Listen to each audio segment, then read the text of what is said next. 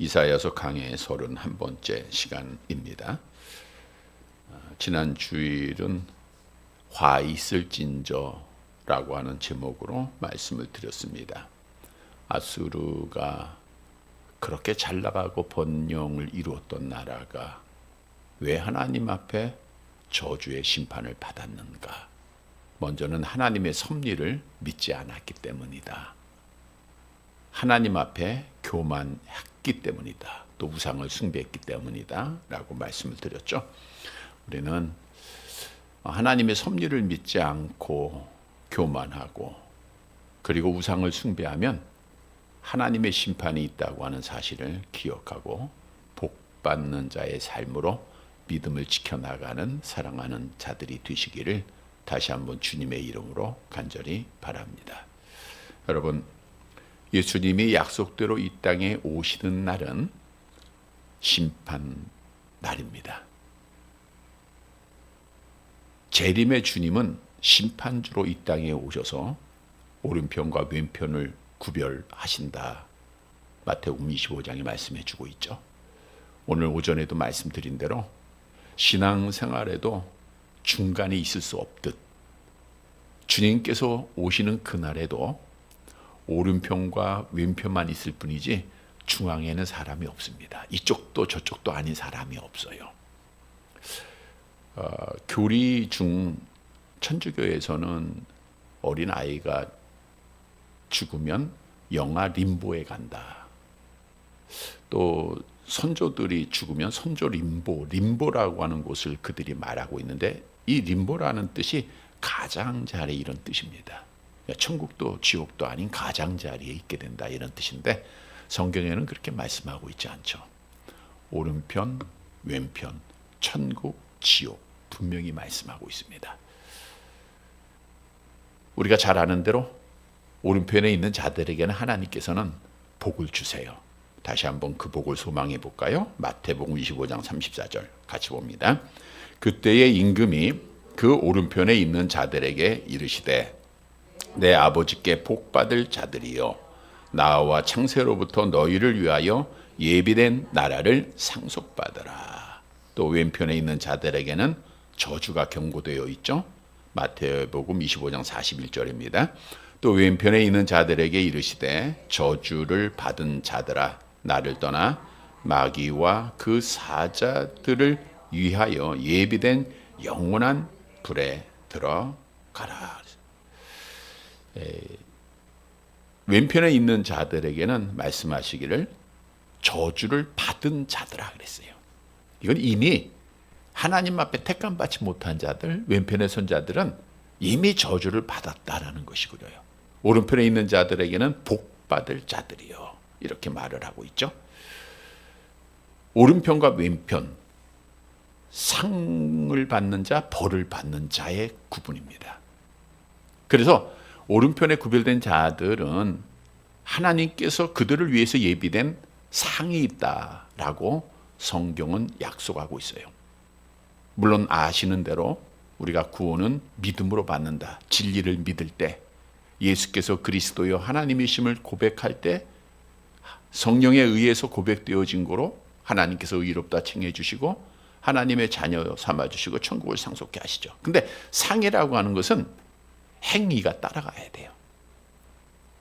만일 하나님께서 상을 예비하지 않았다고 하면 우리가 그냥 믿음만 그럭저럭 지켜만 가면 될 겁니다. 근데 상이 있어요. 상을 얻기 위해서는 우리가 신앙생활을 열심히 해야 돼. 대표적인 사람이 사도 바울이죠.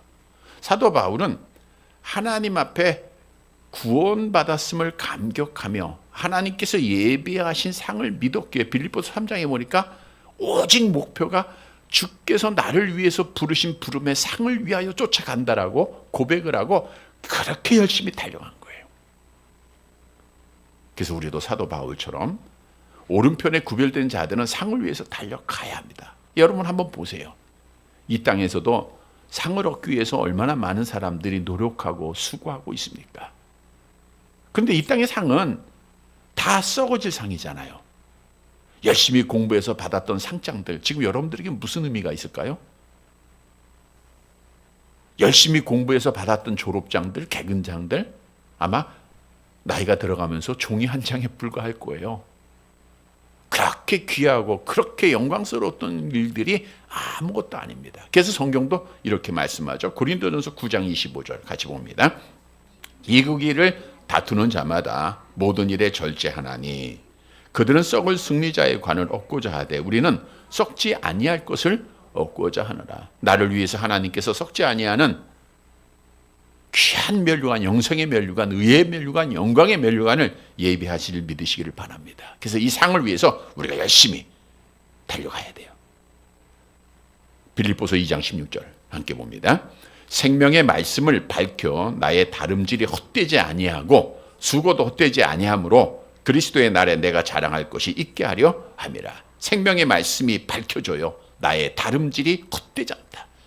여러분들이 오늘 이 저녁에도 나와서 예배드리는 이 모습이 헛되지 않습니다. 주 앞에 헌신하는 거, 그리스도의 증인된 삶을 살아가는 거 헛되지 않아요. 하나님께서 분명히 상을 주시겠다는 거예요.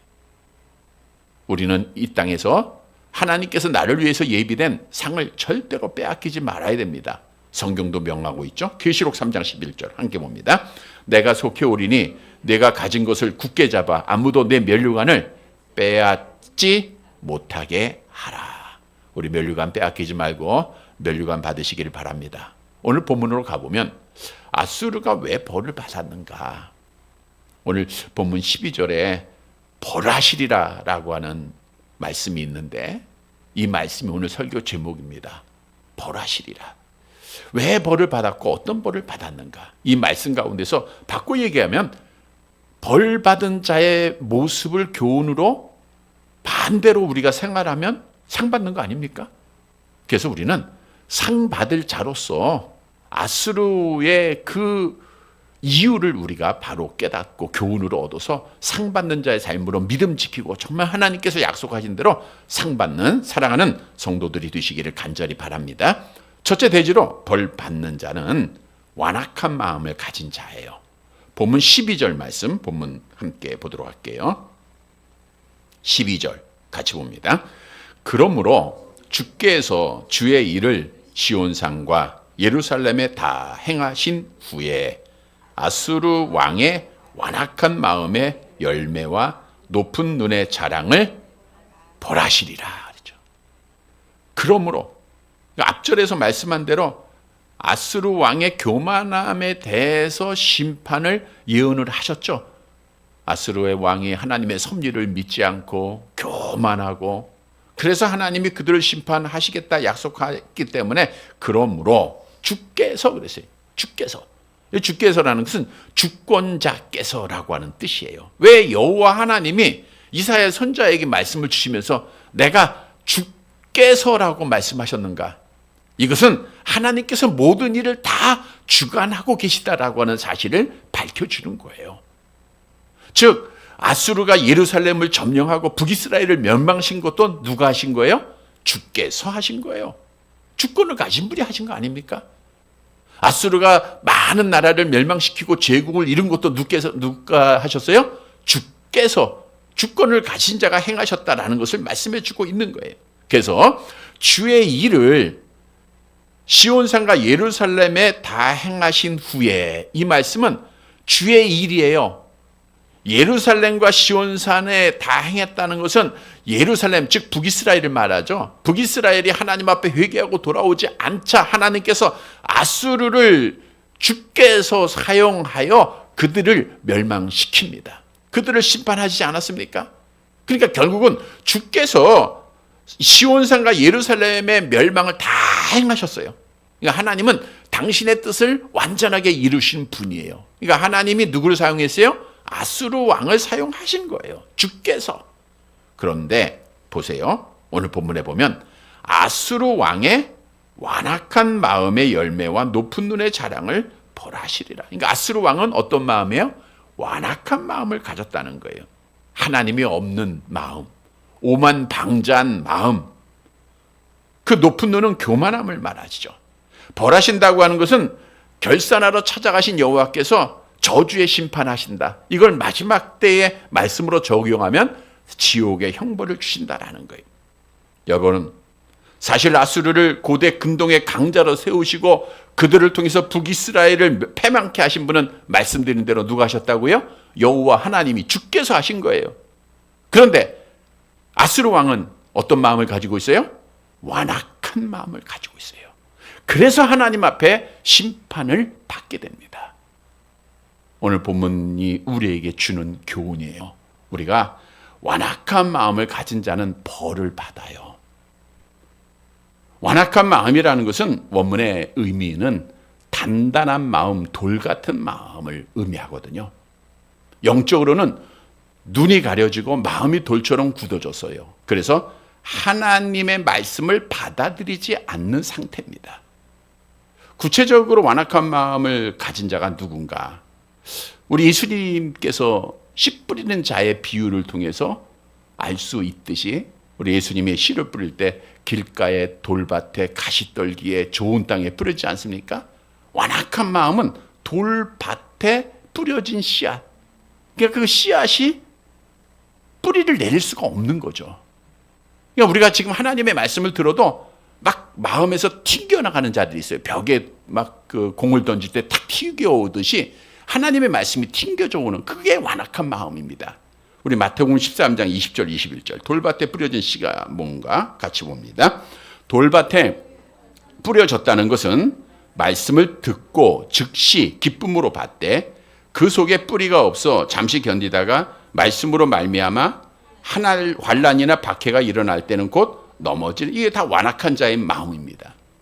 여러분, 성경에서 대표적으로 완악한 자가 누굴까요? 애굽의 바로 왕이죠. 하나님이 모세를 보내서 애굽의 그 심판을 예언하지 않습니까? 재앙을 예언하지 않습니까? 근데 그 바로 왕의 마음이 바로 완악한 마음이에요. 출애굽기 7장 13절 함께 봅니다. 그러나 바로의 마음이 완악하여 그들의 말을 듣지 아니하니 여호와의 말씀과 같더라. 완악한 마음을 가지면 하나님의 말씀을 들어야 안 들어요? 안 듣게 되는 거예요.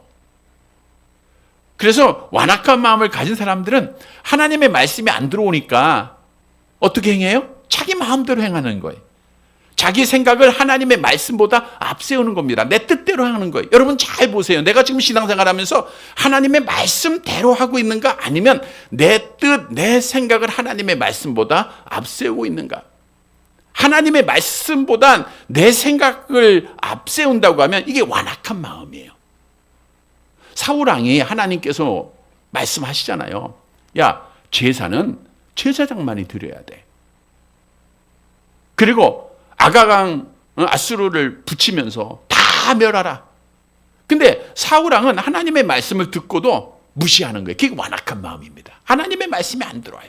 자기 생각대로 내가 제사를 드리고 싶으면 제사를 드렸고 아가강을 사로잡고 살찐 것을 다 기름진 것 다 잡아오지 않았습니까? 그래서 하나님 뭐라 하세요? 완악한 그 사울왕의 죄를 지적하시고 왕의 여호와를 버렸으므로 여호와께서도 왕을 버려 왕이 되지 못하게 하셨다라고 말씀하잖아요. 이 완악한 자들은 하나님의 말씀을 받아들이지 않고 결국은 하나님 앞에 버림받은 자가 될 것을 성경은 말하고 있는 겁니다.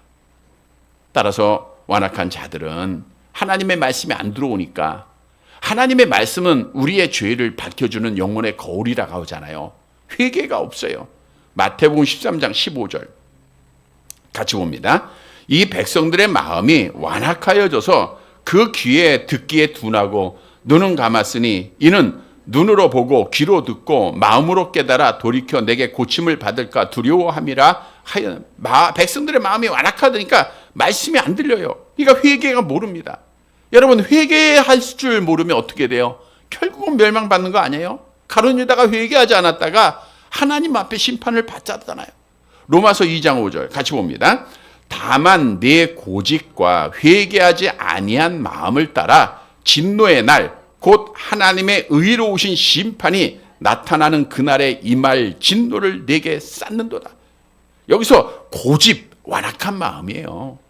완악한 마음을 가지고 하나님의 말씀을 듣고도 회개하지 않는 그 사람은 하나님의 심판 날에 진노를 쌓는다. 하나님 앞에 벌을 쌓는 거예요. 저주받는다는 뜻 아닙니까? 그래서 마지막 날 상 받을 자들은 완악한 마음이 아니라 겸손한 마음을 가져야 돼요. 다시 말하면 하나님의 말씀을 받아들일 수 있는 마음을 가져야 됩니다. 히브리서 3장 15절에 말씀하고 있죠. 함께 봅니다. 성경에 일렀으되 오늘 너희가 그의 음성을 듣거든 경노하시게 하던 것 같이 너희 마음을 완고하게 하지 말라. 완고하지 않는 온유한 마음, 겸손한 마음, 주님의 비유로 좋은 땅에 가진 마음을 가져야 돼요. 그래서 이러한 마음을 가진 자들은 하나님의 말씀을 받아들여요. 하나님의 말씀을 받아들이니까 회개가 나옵니다. 그래서 겸손한 자들은 말씀을 들을 때마다 자기의 부족함을 고백하고 자기의 죄악을 고백하고 하나님을 경외하고 회개가 일어나는 거예요. 회개하니까 하나님께서 그들의 죄를 또 용서하시고 결국 그들에게 복을 주시지 않습니까? 상을 주시지 않습니까? 암송해 볼까요? 사도행전 3장 19절 그러므로 너희가 회개하고 돌이켜 너희 죄 없이함을 받으라. 이같이 하면 새롭게 되는 날이 주 앞으로부터 이를 것이요. 그랬어요. 우리가 회개하고 돌아오기만 하면 하나님께서 새로운 날을 우리에게 약속하고 있다는 거예요. 성도 여러분, 내가 하나님의 말씀을 듣느냐 아니면 내 생각대로 행하고 있느냐, 이게 완악하냐 겸손하냐 그 마음의 종류를 답해주고 있습니다. 우리는 오늘 아스루 왕이 하나님이 직접 말씀하잖아요. 너 완악한 마음으로 인하여 내가 너를 벌하시겠다 그랬잖아요. 우리 완악한 마음을 하나님 앞에 성령으로 녹여야 됩니다. 좋은 땅의 마음을 가져야 돼요. 겸손의 마음을 가져야 돼요. 겸손의 마음의 증거가 많지만 그 중에서도 하나, 내 생각대로 내 뜻대로 행하지 않고 하나님의 뜻대로 행하는 게 겸손한 마음이에요. 또 하나는 말씀을 듣고 회개하는 거예요. 즉 우리가 하나님의 뜻대로 행하고 회개할 때 마지막 이 아름다운 신앙생활이 쌓여져 하나님 앞에 상 받는 자가 된다는 거예요. 오늘 말씀의 교훈을 꼭 기억하고 나를 버리고 겸손하게 우리가 정말 하나님 앞에 말씀 따라 행하여서 또 죄를 회개하여서 우리 하나님 앞에 서는 날 상 받는 사랑하는 성도들이 되시기를 간절히 바랍니다. 두 번째로 벌 받는 자는 나를 자랑하는 자입니다. 본문 13절 말씀 보도록 할게요. 본문 13절 말씀 같이 봅니다. 그의 말에 나는 내 손의 힘과 내 지혜로 이 일을 행하였나니 나는 총명한 자라. 열국의 경계선을 걷어치웠고 그들의 재물을 약탈하였으며 또 용감한 자처럼 위에 거주한 자들을 낮추었으며. 그의 말에, 여호와 하나님이 지금 선지자를 통해서 말하는 거예요. 그의 말, 누구의 말이에요? 아스루 왕의 말입니다. 그 아스루 왕의 말을 하나님이 다 아시니까 이렇게 표현하고 있어요. 나는, 그의 말에 나는, 아스루 왕은 스스로 말하는 거예요. 내 손의 힘과 내 지혜로 이 일을 행했다. 앞절에서 말씀한 대로 주께서, 주권자께서 행하심에도 불구하고 아스루 왕은 완악하다 보니, 교만하다 보니 하나님의 섭리, 하나님의 주권을 인정하지 않고 자기를 자랑하는 거예요. 내가 내 이름으로 했다. 내 지혜로 했다. 그래서 말씀하기를 나는 총명한 자라 그랬어요. 여러분, 총명함의 주인은 하나님이시죠. 하나님만이 지혜롭고 하나님만이 총명한 거예요. 또 우리가 가지고 있는 지혜와 총명은 누가 주시는 거예요? 하나님이 주시는 것뿐입니다. 솔로몬 왕에게 하나님께서 총명을 주시고 지혜를 주지 않았습니까? 역대하 2장 12절 함께 봅니다. 다윗 왕에게 지혜로운 아들을 주시고 명철과 총명을 주시사 그랬죠. 그 다음에 열왕기상 3장 19절에도 하나님께서 이제 듣는 마음을, 지혜로운 마음을 달라, 이런 기도의 내용이 있고요. 그래서 하나님이 주세요. 자, 오늘 다시 본문으로 가보면, 그런데 이 아스루 왕은 뭐예요? 나는 지혜롭다, 나는 총명하다, 내 이름으로 했다. 그러면 총명의 원천은 하나님이시고 총명을 주시는 분은 하나님이신데 내가 총명하다, 내가 지혜롭다라고 하면 나는 지금 뭐가 되는 거예요? 하나님이 돼 있는 거예요. 하나님이. 얼마나 교만한 모습입니까? 지난주에도 아스루 왕의 교만함, 지도자들의 교만함을 말씀했지만 이렇게 교만했어요. 뿐만 아닙니다. 보세요. 계속 열국의 경계선을 걷어치웠고 그랬어요. 아수르 왕국이 여러 나라를 점령하면서 경계선, 땅의 경계나 국가의 경계를 의미하지 않습니까? 이걸 다 걷어치우는 거예요. 폐지시키는 겁니다. 자, 그런데 여기서 또 중요한 것이 있어요. 이걸 누가 한 거예요? 내가 했다는 거예요. 그런데 경계선은 누가 정한 거죠? 시편 74편 17절. 함께 봅니다. 주께서 땅의 경계를 정하시며 주께서 여름과 겨울을 만드셨나이다. 그러니까 주님께서 만드신 경계를 내가 다 치워버렸다. 내가 하나님이 됐다. 그 뜻이에요. 계속해서 아수르 왕은 자기를 자랑합니다. 또 용감한 자처럼 위에 거주한 자들을 낮추었다. 스스로 자기가 용감한 자들, 왕들을 다 낮췄다 이런 뜻인데 사실 높이기도 하시고 낮추기도 하시는 분이 여호와 하나님이시죠. 그냥 자기가 하나님이 된 겁니다. 지금 아수르 왕은. 그 다음에 14절 말씀 본문 보도록 할게요. 14절 같이 봅니다. 내 손으로 열국의 재물을 얻는 것은 새의 보금자리를 얻은 같고 온 세계를 얻은 것은 내버린 알을 주운 같았으나 날개를 치거나 입을 벌리거나 지저귀는 것이 하나도 없었다 하는 도다. 하나님께서 주권을 가지시고 허락하셨음에도 불구하고 아수르 왕은 스스로 했다는 거예요. 내 손으로. 이 손은 자기의 힘과 자기의 권력과 자기의 능력을 말하지 않습니까? 내 손으로 보세요. 열국의 재물을 얻은 것은 제국을 이루고 수많은 나라를 멸망시킨 것은 새 보금자리를 얻은 것 같다. 새 보금자리, 새 둥우리에서 새 알을 꺼내는 이미지를 설명하고 있는 건데 이거 어려운 거예요? 쉬운 거예요? 이게 쉬운 일이잖아요. 이처럼 쉬웠다는 거예요. 그러니까 다른 나라를 얻는 것이 그냥 새 둥지에서 새 알 꺼내는 것과 같았다. 아무 일도 아니었다는 거예요. 또 보세요. 온 세계를 얻는 것이 내버린 알을 주운 같다. 버려진 새 알들을 모으는 것처럼 많은 나라들을 모았다라는 것을 말하고 있고요. 그럼에도 불구하고 날개를 치거나 입을 벌리거나 지저귀는 것이 하나도 없었다. 아수르 왕을 상대해서 대항해서 찍소리하는 나라가 하나도 없었다 그거예요. 아무 말도 못하고 그냥 다 아수르 왕에게 굴복했다는 뜻이죠. 아수르 왕은 파죽지세로 세계를 호령하고 제국을 이루게 되었는데 그것이 누구 때문이에요? 하나님 때문이었음에도 불구하고 오늘 본문에 보니까 내 손으로 했다는 거예요. 내 손으로 했다. 이게 얼마나 하나님 앞에 교만한 죄악입니까? 그래서 하나님께서는 그것을 아시고 이렇게 말씀하시죠. 본문 15절입니다. 같이 봅니다.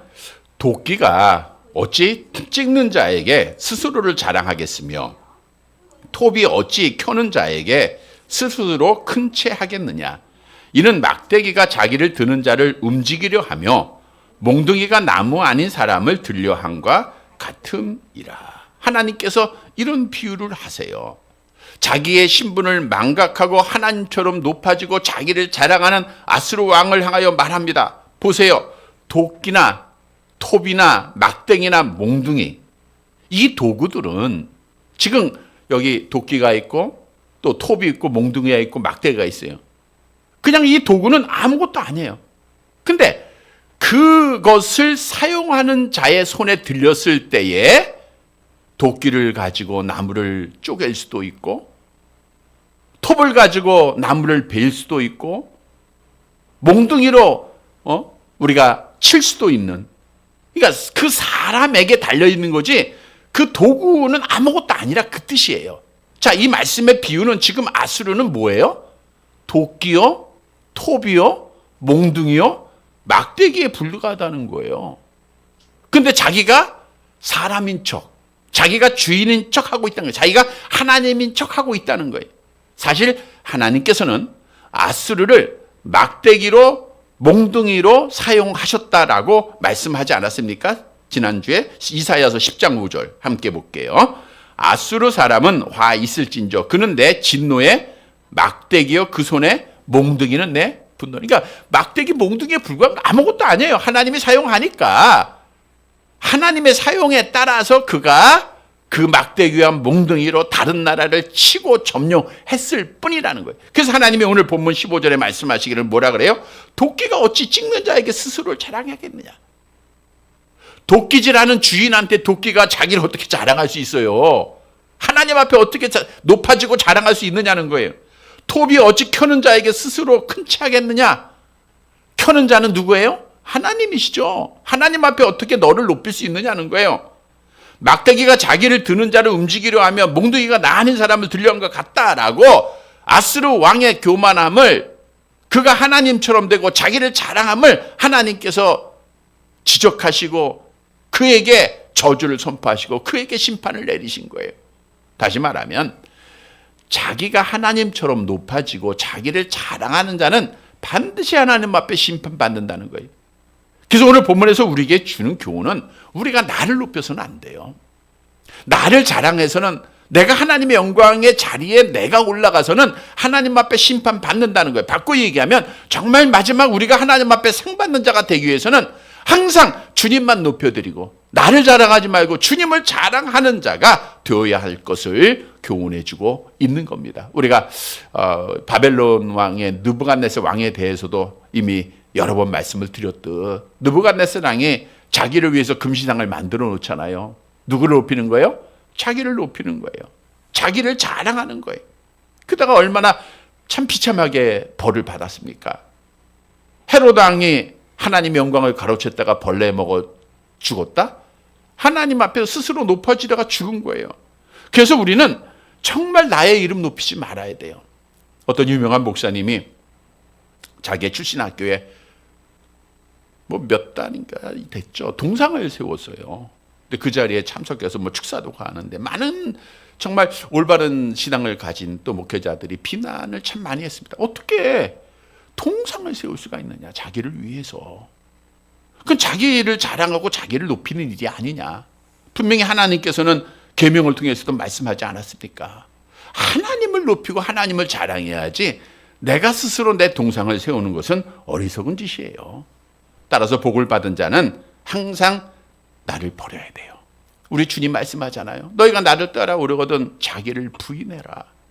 자기를 부인하라는 것은 매일매일 나를 버려야 돼요. 기독교의 신앙생활은 어떻게 보면 단순해요. 나만 버리면 돼요. 내가 버려지면 그 자리에 누가 채워요? 우리 주님이 채워지잖아요. 근데 이게 참 쉽지 않다는 거예요. 오늘날 정말 하나님의 종이다 또는 하나님을 신앙하는 자다라고 하면서 우리가 언젠가도 말씀을 드린 대로 그 사람의 말은 마음에서 나와요. 그러니까 말을 보면 아는데 말 가운데 내가라고 하는 단어를 쓰는 분들이 참 많아요.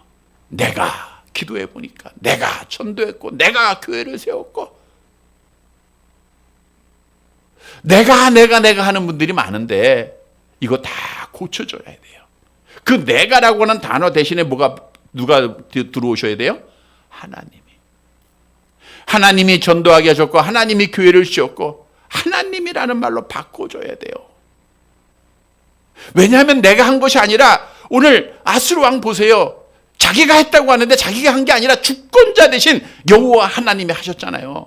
여호와 하나님이 죽이기도 하시고 살리기도 하시고 가난하게도 하시고 부하기도 하시고 높이기도 하시고 낮추기도 하시는 생사화복의 주관자 아니십니까? 그러니까 내가 한 게 없는 거예요. 여러분 지금 살아있는 거 누구의 은혜예요? 하나님의 은혜죠. 이만큼 건강한 것도, 이만큼 잘 사는 것도, 잘 먹는 것도, 편안한 것도, 잠자는 것도, 깨어나는 것도, 교회 온 것도, 신앙 지킨 것도 다 누가 하신 거예요? 하나님. 그렇다면 하나님만 높이면 되잖아요. 하나님께서 깨워주셨고, 하나님께서 평안을 주셨고, 하나님께서 잠자게 하셨고, 하나님께서 돈을 주셨고, 하나님께서 평안을 주셨고, 하나님께서 이만큼 건강하게 하셨고, 하나님께서 이만큼 감당하게 하셨고, 얼마나 놀라운 은혜들입니까? 그래서 우리는 나를 자꾸만 빼야 돼요. 혹이라도 우리의 말 속에 나도 모르게 내가 들어가지 않는가, 네, 조심하면서, 넘어질까 조심하면서 나를 빼고 우리 주님을 그 자리에 자꾸만 채워나가야 됩니다, 여러분.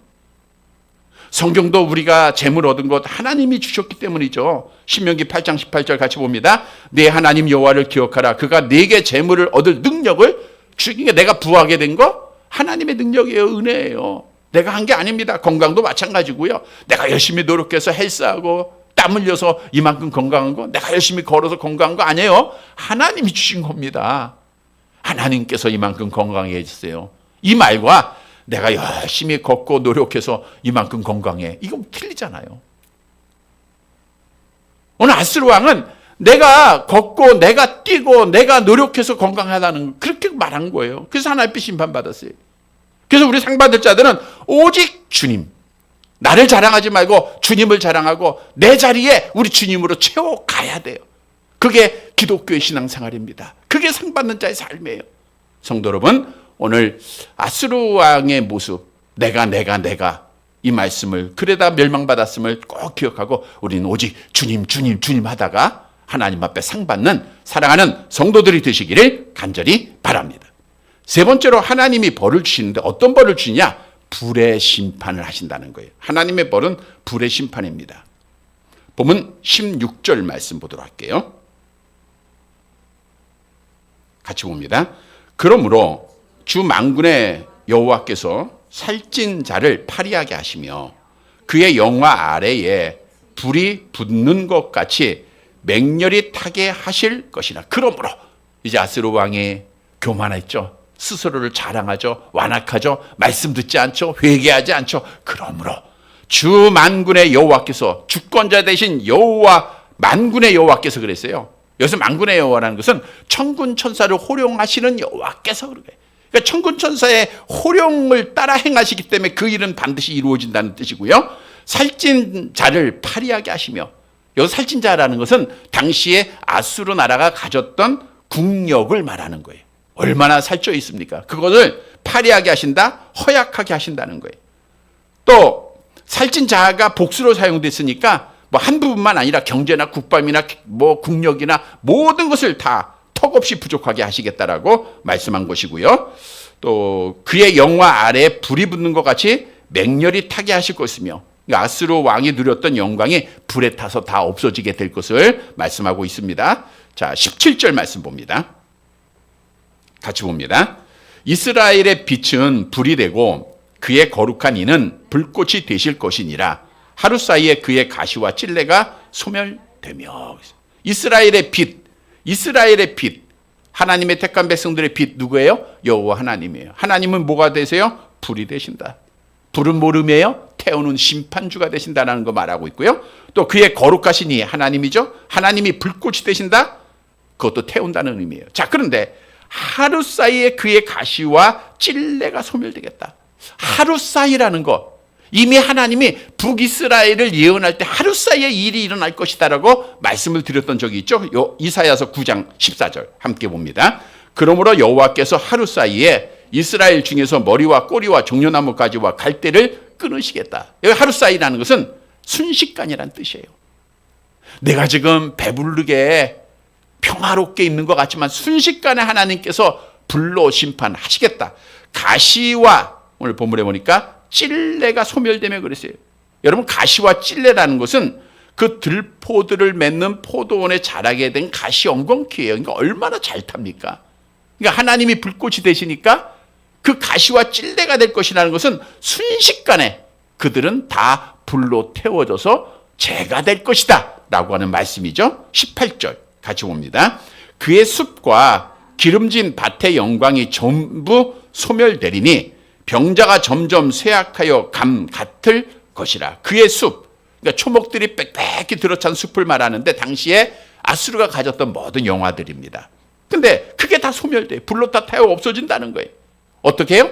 병자가 점점 쇠약하여 감 같을 것이다. 점점 쇠약하여 간다는 것은 뜨거운 열기의 물체가 점점 녹아져서 완전히 녹아진다, 이런 뜻이거든요. 그러니까 뜨거운 불에 의해서, 하나님의 심판에 의해서 아수르의 모든 영광, 모든 영화가 하나하나 녹아져서 결국에는 다 녹아지게 될 것이다 라는 뜻이에요. 근데 이 예언대로 사실 아수르는 바벨론에 의해서 주전 612년에 느느웨, 아수르의 수도죠, 느느웨가 파괴됩니다.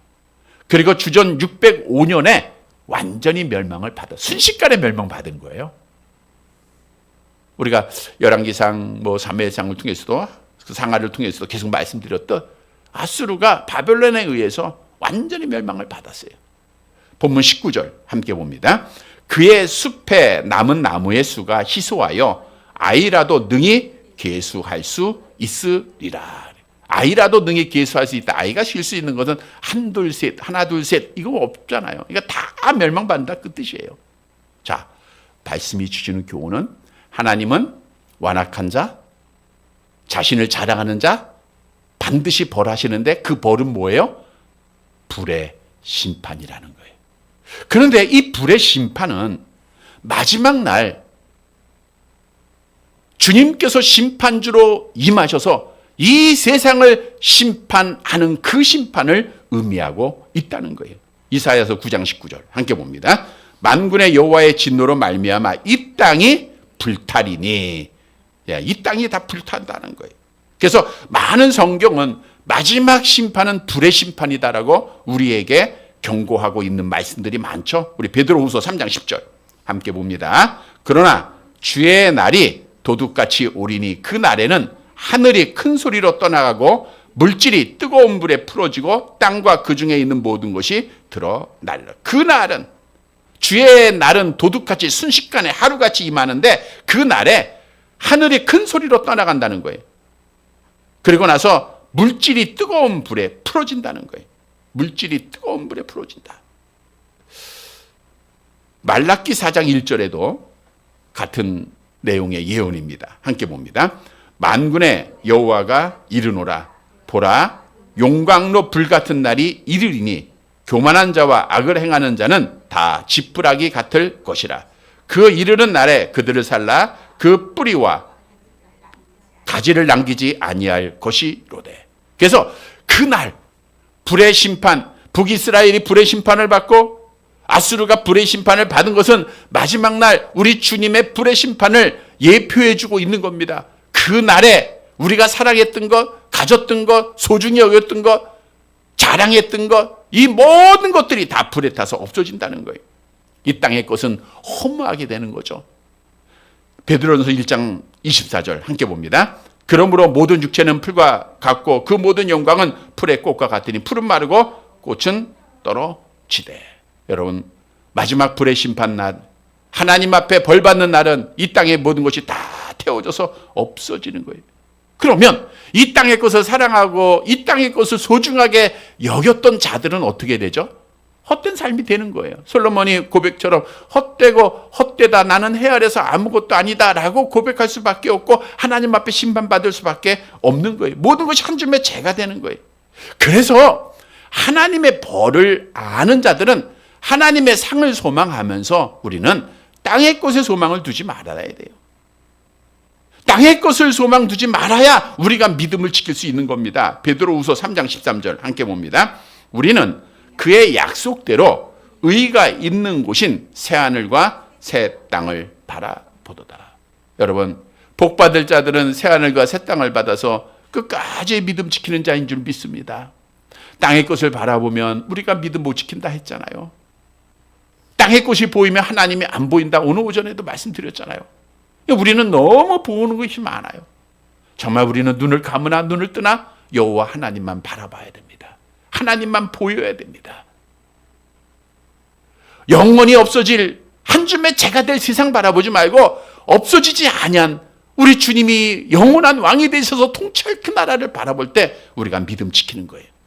이러한 성도가 하나님 앞에 상 받는 거예요. 뿐만 아니라 이 땅에 사는 동안 상 받을 자들은 헤아릴 일이 있죠. 솔로몬이 자기의 헛됨을 다 고백하고 마지막에 남긴 말씀입니다. 전도서 12장 13절 함께 봅니다. 이래 결국을 다 들었으니 하나님을 경외하고 그의 명령을 지킬지어다. 이것이 모든 사람의 본분이다. 신명기 10장 10절에도 여호와께서 우리에게 요구하는 것이 여호와를 경외하고 그 명령을 지키는 거예요.